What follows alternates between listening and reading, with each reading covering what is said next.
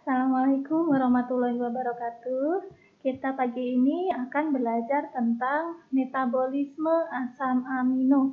Masih dengan saya Ibu Dwi Novitasari yang biasa dipanggil Ibu Novi.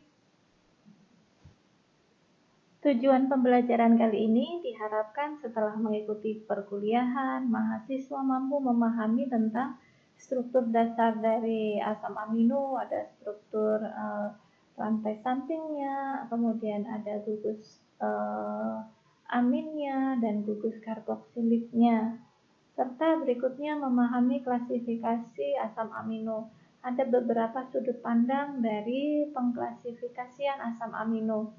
Ada dari gugus R-nya yang berbeda, kemudian dari cara apakah dia esensial atau non-esensial, kemudian juga ada dari sifat, bisa dikonversi menjadi apa? Apakah menjadi asam amino glukogenik, ketogenik, laktogenik, seperti itu. Serta kita mainnya terutama membahas tentang sintesis dari asam amino non-esensial. Mari kita pelajari bersama. Asam amino ini kita ingat kembali, ini adalah hasil hidrolisis dari protein. Makna lainnya adalah asam amino ini sebagai penyusun protein. Jadi ketika protein dihidrolisis akan kembali menjadi asam amino. Menghasilkan kurang lebih kalau protein didegradasi ada 20 macam asam amino dengan konfigurasi L-alfa. Sebetulnya asam amino di dunia itu banyak, ya sampai ratusan, tetapi yang bisa menyusun protein itu hanya 20 macam saja. Semua asam amino yang terdapat dalam molekul protein berkonfigurasi L, sedangkan gugus aminnya yaitu NH2 dan gugus karboksilnya COOH-nya terikat pada atom C alfanya. Jadi asam amino itu mempunyai gugus amin, gugus karboksil, serta gugus residu gugus R, di mana gugus amin dan gugus karboksilnya terikat pada atom C alfa. Klasifikasi asam amino kalau berdasarkan struktur rantai samping bisa dilihat di video saya yang lainnya tentang sintesis protein. Di situ juga ada klasifikasi asam amino berikut dengan rumus bangunnya. Kalau di sini tidak saya tampilkan lagi, hanya penamaan-penamaannya saja. Oke, klasifikasi asam amino berdasarkan struktur rantai samping. Ada yang jenis rantai sampingnya itu alifatik, kemudian ada gugus hidroksi, ada gugus sulfur, juga ada gugus karboksil atau amida. Untuk yang rantai samping alifatik contohnya glisin, alanin, valin, leusin, dan isoleusin. Sedangkan yang memiliki gugus hidroksi, jadi gugus residunya R-nya ya, rantai sampingnya. Jadi gugus hidroksi OH ada serin dan treonin. Sedangkan yang mengandung sulfur ada sistein dan metionin. Yang mengandung gugus karboksil COOH dan atau amida juga ada aspartat, asparagin, ada glutamat dan glutamin. Ada juga yang mengandung gugus basa. Jadi rantai sampingnya ini mengandung gugus basa. Ada arginin, kemudian ada lisin dan hidroksilisin.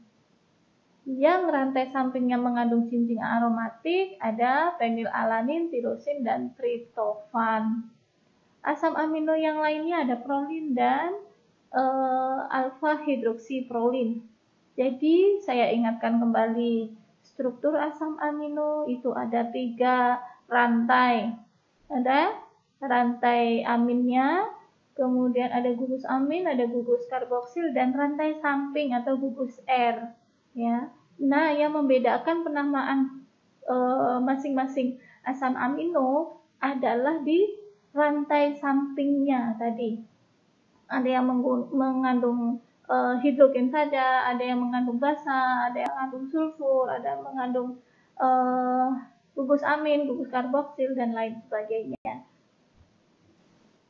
Berikutnya kalau kita klasifikasikan asam amino dari sisi esensial dan non-esensial. Kembali saya jelaskan makna esensial dan non-esensial itu bukan penting dan tidak penting. Tetapi makna dari esensial bahwa tubuh kita tidak mampu mensintesis sendiri. Sedangkan non-esensial karena tubuh kita mampu mensintesis sendiri di dalam sel hati.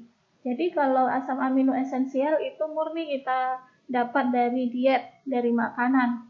Sedangkan non-esensial bisa di turnover dari yang lainnya. Nanti kita akan bahas bagaimana sintesis asam amino non-esensial. Oke, sekitar 20 macam asam amino ini tergolong asam amino pokok. Dalam arti maknanya bahwa asam amino ini harus ada untuk mensintesis protein, di mana protein mempunyai berbagai macam fungsi, antara lain ini membentuk jaringan tubuh, membentuk enzim, hormon, bahan detoks, kemudian komponen di darah dan plasma, pembentuk antibodi, sampai ke penyalur impuls saraf. Bagaimana dengan kebutuhan tubuh kita terhadap asam amino? Kalau orang dewasa membutuhkan 9 asam amino esensial. Yang lainnya bisa disintesis sendiri, ingat ya. Saya ulangi. Orang dewasa membutuhkan 9 asam amino esensial dalam jumlah yang berkisar antara 0,5 gram per hari ini untuk triptofan sampai dengan kira-kira 2 gram per hari untuk leusin dan fenilalanin. Pada bayi dan anak-anak ini sedikit berbeda. Mereka membutuhkan 10 asam amino karena mereka belum mampu mensintesis arginin. Ya, pada ketika pertumbuhannya menjadi dewasa, arginin bisa disintesis sendiri. Paham ya? Jadi pada bayi dan anak-anak membutuhkan tambahan arginin sehingga mereka butuh 10 asam amino esensial. Nah, ini di pembahasan berikutnya. Arginin secara normal ini dapat dibuat di hati. Ingat, pada orang yang sudah dewasa sebagai salah satu tahap dalam sintesis urea.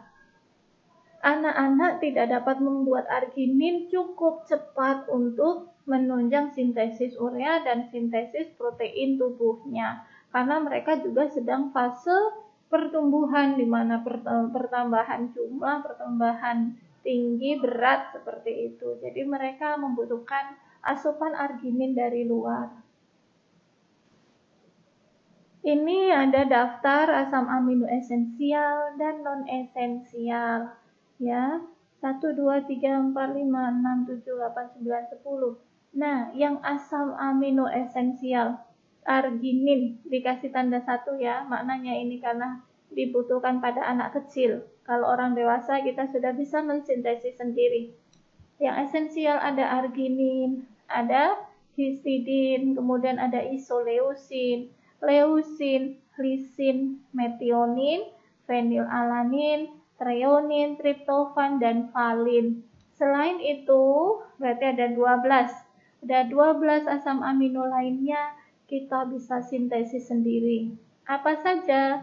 Ada alanin, asparagin, aspartat, sistein, glutamat, glutamin, ada glisin, ada hidroksiprolin, juga hidroksilisin, ada prolin, serin, dan tirosin. Bagaimana klasifikasi asam amino berdasarkan sifatnya, apakah dia glukogenik dan ketogenik. Saya ingatkan kembali tadi kita sudah banyak membahas klasifikasi asam amino. Ada dari sisi rantai sampingnya, ada dari sisi dia bisa disintesis sendiri atau harus dapat dari diet. Nah, yang kali ini kita membahas dari sifatnya bisa dikonversi menjadi molekul yang lain, asam amino glukogenik. Silakan buka kembali video saya tentang gluconeogenesis. Kita sudah kenalan apa itu asam amino glukogenik di situ. Jadi asam amino yang bisa dirubah menjadi glukosa. Sedangkan ketogenik berarti apa maknanya? Asam amino yang bisa dirubah menjadi benda-benda keton. Oke, jadi katabolisme rangka karbon asam amino akan masuk dalam siklus asam sitrat, triacid cycle. Nah, dalam siklus asam sitrat ini melalui senyawa antara atau juga bisa melalui asetil-CoA. Ada suksinil-CoA yang bisa dimasukin, ada fumarat, ada malat, bahkan ada oksaloasetat dan pirufat yang bisa dimasuki sisi-sisi asam amino yang bersifat glukogenik. Kemudian asam amino yang didegradasi menjadi senyawa antara asam amino sitrat digolongkan sebagai asam amino glukogenik. Baik asetil-CoA digolongkan sebagai asam amino ketogenik, kemudian apabila keduanya digolongkan sebagai asam amino glukogenik dan ketogenik. Ini yang lebih jelas pembagian dari asam amino yang bersifat glukogenik dan ketogenik. Hanya ada beberapa yang bersifat ganda ya, baik glukogenik dan ketogenik. Yang glukogenik ada alanin, bisa berubah menjadi pirufat, kemudian ada arginin, aspartat, sistin, glutamat, glutamin, ada histidin, metionin, prolin, hidroksiprolin, serin, treonin, dan valin. Bisa diingat kembali di mana posisi mereka dalam memasuki siklus asam sitrat untuk dikonversi dalam proses gluconeogenik. Ya, bisa dari suksinil-CoA, bisa dari fumarat, bisa dari malat, bisa dari oksaloasetat dan asam pirufat. Nanti mereka akan dirubah menjadi malat, semua keluar menjadi oksaloasetat di sitoplasma, nanti baru bisa menjadi fosfoenol pirufat dan pembalikan reaksi glikolisis sampai menjadi glukosa. Kemudian ada yang bersifat ketogenik yaitu leusin. Sedangkan yang mempunyai sifat ganda bisa bersifat glukogenik dan ketogenik, itu ada isoleusin, ada lisin, ada fenilalanin, ada tirosin, dan triptofan. Kita akan membahas tahapan berikutnya yaitu tentang biosintesis asam amino non-esensial.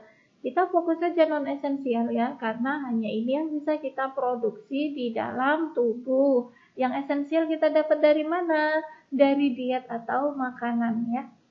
Nah, manusia hanya dapat membentuk setengah dari asam amino pokok atau yang non-esensial. Selebihnya tetap kita dapat dari makanan. Sisanya mutlak harus diberikan dari makanan, yaitu asam amino yang esensial. Kebutuhan akan asam amino esensial tersebut bagi anak-anak ini relatif lebih besar daripada orang dewasa. Ingat, karena mereka sedang masa pertumbuhan, pembentukan jaringan ya. Jadi masa pertumbuhan benar-benar penting membutuhkan asam amino esensial. Prekursornya atau bahannya, bahan yang digunakan untuk biosintesis asam amino non-esensial. Ada senyawa antara amfibolik, ya, kemudian ada asam amino non-esensial juga, serta bahkan asam amino esensial. Jadi kita bahas nanti satu-satu. Dari senyawa amfibolik itu bisa dirubah menjadi banyak hal, maknanya begitu. Amfibolik ada asam amino alanin, ada glutamat, glutamin, aspartat, asparagin, serin, dan glisik. Kalau yang dibuat dari asam amino lainnya, contohnya adalah prolin dan hidroksiprolin, serta yang dibuat dari asam amino esensial adalah sistein dan tirosin. Enzim yang berperan penting dalam biosintesis asam amino, ini kita bahas dari yang pertama, yang biosintesis asam amino esensial dari bahan amfibolik. Terutama enzim penting yang berperan ada glutamat dehidrogenase, ada glutamat sintetase, dan aminotransferase. Aminotransferase ini untuk memindahkan gugus amin, namanya juga amino. transferase, berarti memindahkan gugus amin pada gugus karboksil senyawa amfibolik untuk membentuk asam amino. Ini senyawa amfibolik yang berperan dalam sintesis asam amino non-esensial, ada alfa-ketoglutarat. Ingat, alfa-ketoglutarat ini adalah terbentuk pada siklus Krebs. Kemudian ada oksaloasetat, ini juga terbentuk dalam proses siklus Krebs. Kemudian pirufat terbentuk dari hasil glikolisis, serta 3 fosfogliserat. 3 fosfogliserat ini terbentuk dalam proses glikolisis. Jadi ini masih senyawa amfibolik, bukan senyawa yang menjadi akhir dari reaksi. Mereka masih antara. So, alfa-ketoglutarat ini untuk sintesis asam amino apa saja? Ada glutamat, glutamin, prolin, dan hidroksiprolin. Kalau oksaloasetat ini bisa digunakan untuk sintesis asam amino aspartat dan asparagin. Kemudian pirufat ini yang mudah, banyak ya, digunakan untuk sintesis asam amino alanin, serta 3 fosfogliserat untuk sintesis asam amino serin dan glisin. Ingat betapa hebatnya tubuh kita didesain sehingga antar nutrien bisa saling dikonversi. Asam amino bisa dikonversi jadi glukosa yang tadi sifatnya asam amino glukogenik. Sekarang ternyata produk-produk glukosa alfa-ketoglutarat, oksaloasetat, pirufat, dan 3 fosfogliserat itu adalah senyawa antara dari katabolisme glukosa. Bisa dirubah pula menjadi asam amino, bisa dirubah menjadi protein ya. Demikian hebatnya tubuh kita didesain gitu. Kita bahas satu persatu bagaimana biosintesis asam amino alanin. Untuk pembentukan alanin ini melalui transaminasi. Transaminasi yaitu pemberian gugus amin, di mana glutamat atau aspartat sebagai donor gugus amin. Sedangkan pirufat ini sebagai aseptor gugus aminnya. Reaksi ini memerlukan enzim yaitu glutamat transaminase atau alanin transaminase yang bisa disebut juga sebagai SGPT. Kalau orang biokimia menyebutnya ALT, alanin transaminase. Tapi kalau orang klinis, dokter, perawat di rumah sakit, pemeriksaannya disebutnya sebagai SGPT, serum glutamat pirufat transaminase. Sama saja. Saya ulangi, jadi pirufat mendapatkan gugus amin dari mana? Dari glutamat atau aspartat.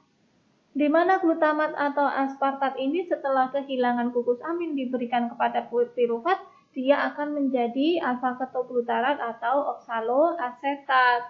Sedangkan pirufat yang mendapat gugus amin akan menjadi alanin. Mudah ya? Dicermati lagi. Nah, ini dicermati lagi reaksinya. Pirufat plus glutamat atau aspartat akan menjadi alanin plus alfa-ketoglutarat atau oksaloasetat. Berikutnya, kita membahas biosintesis asam amino glutamat. Pembentukan glutamat ini melalui deaminasi oksidatif. Jadi memerlukan enzim glutamat dehidrogenase. Glutamat dehidrogenase mengeluarkan H2O, mengeluarkan air. Selain itu juga memerlukan ion amonium yaitu NH4. Kemudian ada NADPH plus H. Kita lihat reaksinya alfa-ketoglutarat plus NH4 plus jadi plus ion amonium dan niacin, ada NADPH plus H plus akan menjadi glutamat plus H2O plus NADP plus. Paham ya? Enzim yang membantu apa? glutamat dehidrogenase.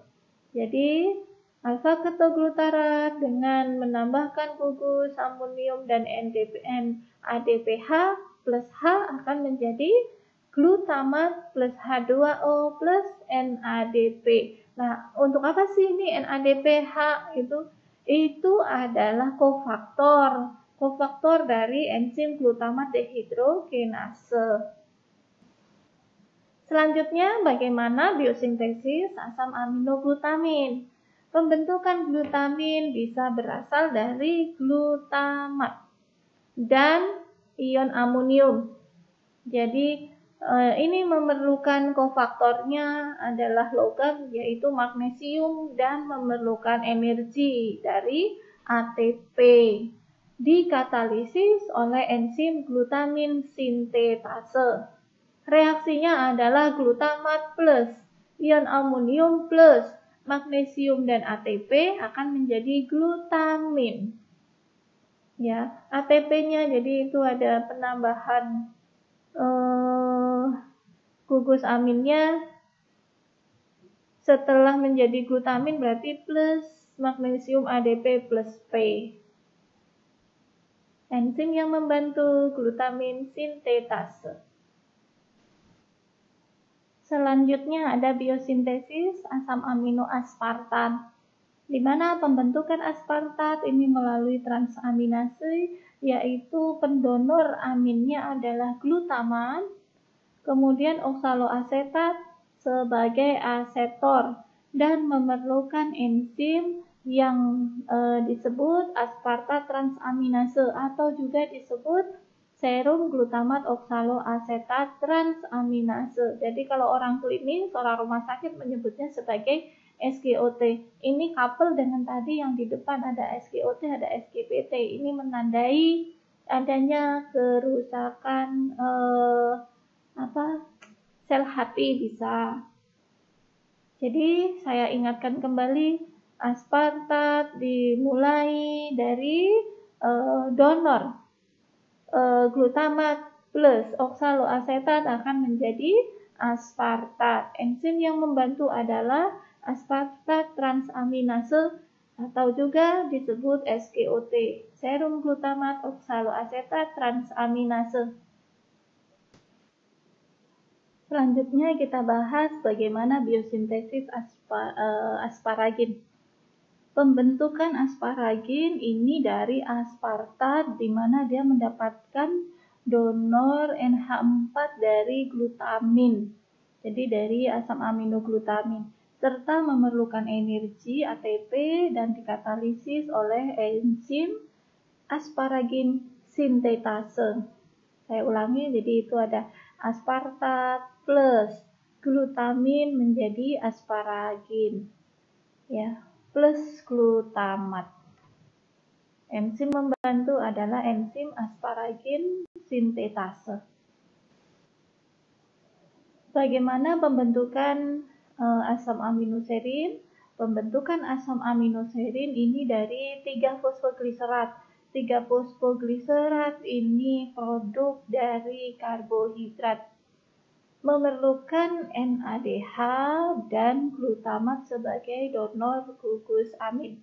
Dari proses glikolisis kita akan mendapatkan 3 fosfogliserat dari pelepasan fosfat pada gugus 1,3 bifosfogliserat. Kemudian kita lepaskan fosfatnya, baru kita akan mendapatkan 3 fosfogliserat. Ini diproses glikolisis.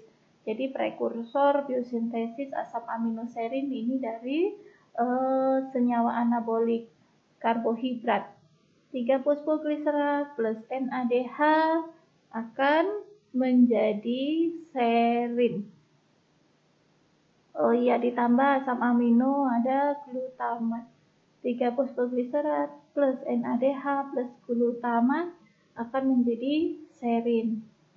Serta 3 fosfogliserat akan menjadi alfa-ketoglutarat. Bagaimana dengan biosintesis asam aminoglisin? Ini biosintesis glisin dari serin. Memerlukan enzim namanya serin hidroksi metil transferase atau glisin hidroksimetil transferase, serta ada tetrahidroksifolat THF. Jadi ada folat yang dibutuhkan. Ada 4 folat yang dibutuhkan sebagai aseptor gugus metil dari serin. Jadi ada serin plus tetrahidroksifolat menjadi glisin. Berikutnya kita membahas biosintesis asam amino yang berasal dari asam amino non-esensial. Kalau tadi dari senyawa anabolik, ya. Kalau sekarang yang berasal dari asam amino non-esensial, yaitu pada sintesis prolin dan sintesis hidroksiprolin. Untuk masing-masing mari kita pelajari bersama. Ini tentang biosintesis asam amino prolin. Jadi pada mamalia dan beberapa bentuk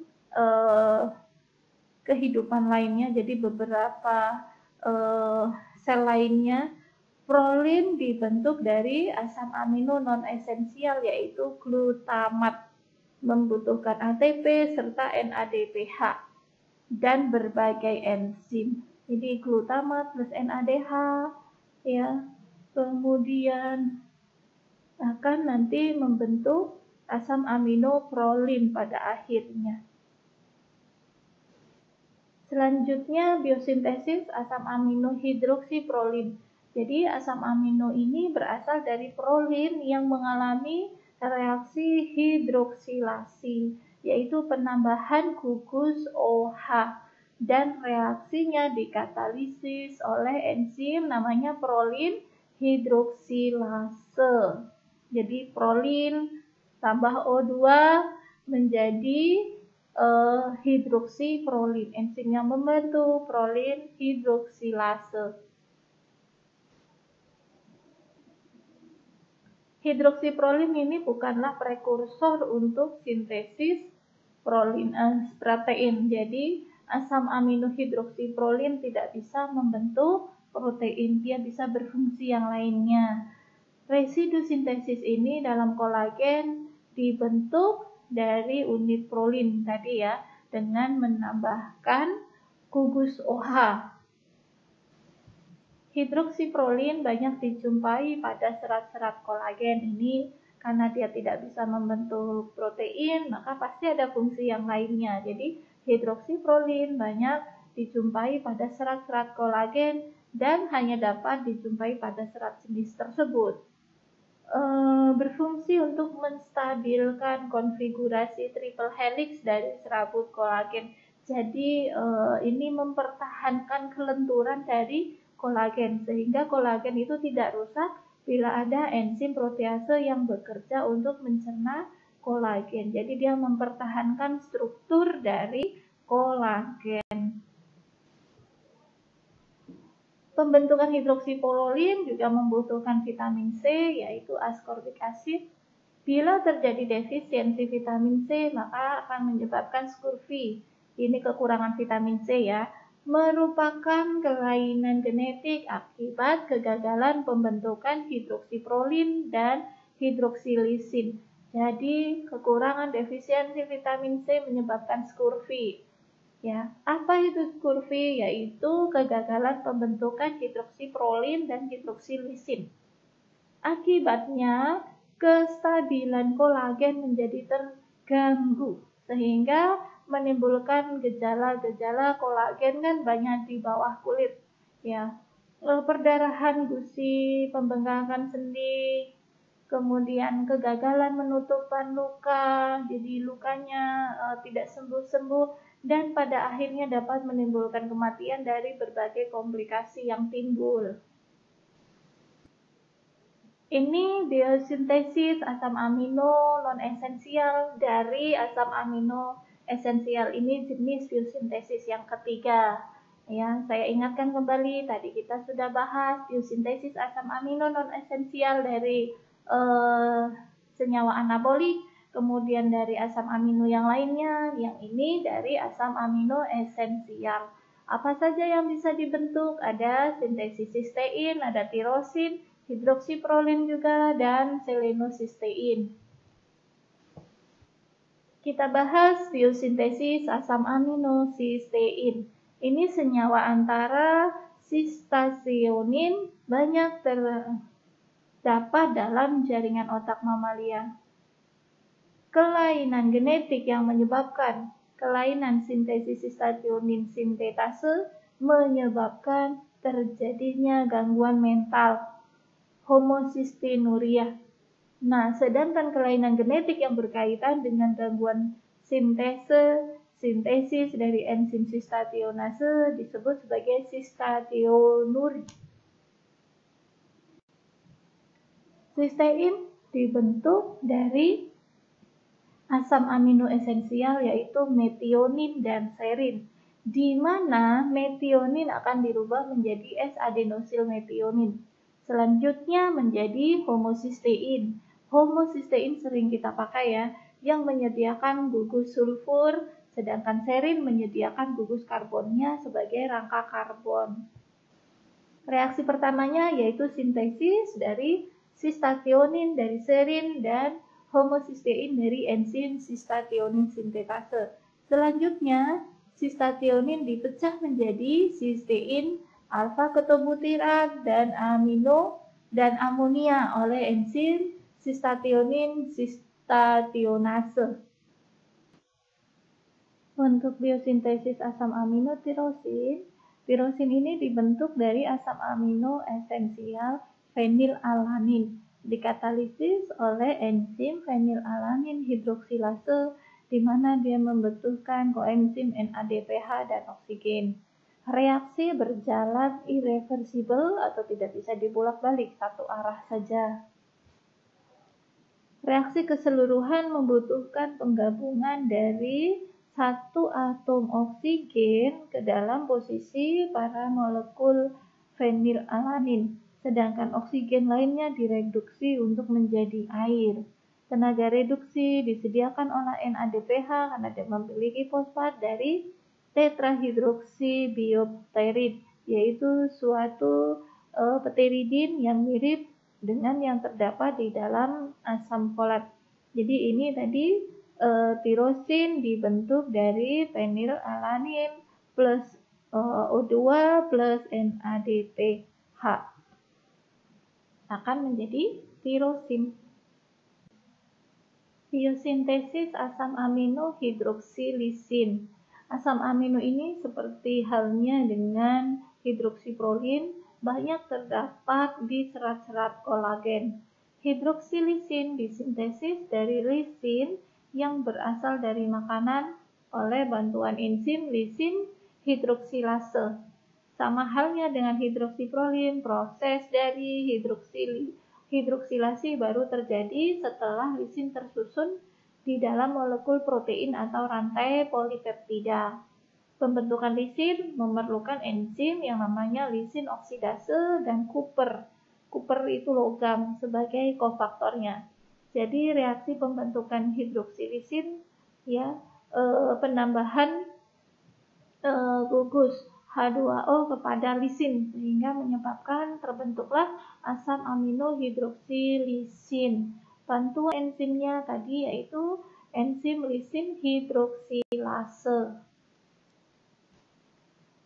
Kelainan genetik dari pembentukan kolagen dapat berupa osteogenesis imperfecta.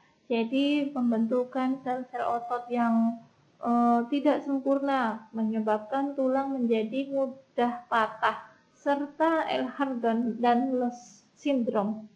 Sindrom ini merupakan kumpulan kelainan jaringan ikat yang berada di persendian. Tanda gejalanya sendinya menjadi mudah dislokasi, mudah goyang, dan gangguan kulit akibat dari kelainan genetik yang mengkode enzim antara lain enzim tadi lisin oksidase, sehingga proses pembentukan hidroksilisin menjadi sedikit, maka kekuatan dari jaringan kolagen, jaringan ikat menjadi tidak kuat. Selanjutnya biosintesis asam amino selenocystein. Pembentukan selenocystein jelas membutuhkan cystein sendiri. Ada cystein, ada selenat, ada ATP, kemudian spesifik tRNA, dan berbagai enzim. Serin menyediakan atom karbon pada pembentukan selenocystein. Selenocystein dibentuk sebagai kotranslasional selama inkorporasi pada peptida yang sebelumnya melalui modifikasi tRNA. Jadi ini maknanya dia tidak bisa membentuk struktur protein, hanya terbentuk sementara kotranslasional selama proses pembentukan protein. Tetapi dia sendiri segera dirubah, tidak bisa menjadi asam amino penyusun protein. Tetapi ini menjadi kandidat. Beberapa ilmuwan terus meneliti benarkah selenocystein ini sebetulnya mampu tidak untuk membentuk struktur polipeptida dalam protein. Selenofosfat yang dibentuk dari ATP dan selenat sebagai donor dari selenium. Reaksi dikatalisis oleh enzim selenofosfat sintetase. Bagaimana kita mengendalikan biosintesis asam amino? 12 asam amino non-esensial telah kita bahas. Nah, sekarang bagaimana pengendalian biosintesisnya? Apabila kebutuhan akan asam amino ini sudah mencukupi, maka pembentukan asam amino akan ditekan. Jadi ditekan oleh hasil dari produksinya. Kalau produksinya sudah cukup, sudah banyak, maka dia akan menekan proses sintesisnya. Secara umum, pengendalian berlangsung dengan dua cara, yaitu feedback negatif, yaitu feedback inhibition atau juga allosteric inhibition, serta represi atau depresi dari sintesis enzim-enzim yang terlibat dalam sintesis asam amino tersebut. Kita yang pertama tentang pengendalian secara umpan balik. Berarti yang dimaknai di sini perlu kalian ketahui bahwa feedback itu ada dua, feedback negatif dan feedback positif. Kalau kita inhibisi berarti ini termasuk dari feedback negatif, dimana kalau sudah cukup banyak maka akan menurunkan produksi. Inhibisi atau penghambatan terjadi pada awal reaksi dari biosintesis asam amino oleh produk akhir. Contoh, ketika serin sudah banyak terproduksi, ya biosintesisnya akan dihambat sendiri oleh jumlah dari serin yang banyak tersebut. Ya, inhibisi, menghambat.